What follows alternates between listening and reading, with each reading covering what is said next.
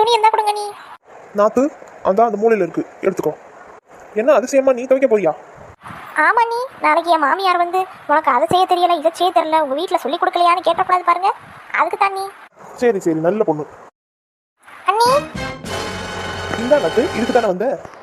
ஆமா நீ. சரி, நீயே நாத்து மேல எதுக்கும் ஒரு கண்ணு வைக்கணும். உனக்கு என்ன தலையெடுத்தாடி? ஏன்டி எல்லாரோட துணியும் போட்டு நீ துவைச்சிக்கிட்டு இருக்க?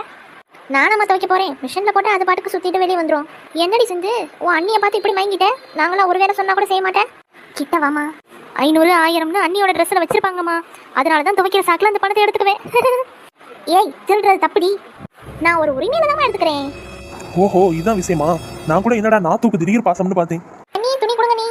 வேணா நாத்து, எய்தாப்ல இருக்கிறவர்கிட்ட நான் லாண்ட்ரிக்கு துணி போட்டிருக்கேன். மொத்தமே 250 ரூபா தான் வாங்குறாரு பாத்துக்க. உங்ககிட்ட ரொம்ப காஸ்ட்லியா இருக்கு, 1000 ரூபாய் ஆகுது.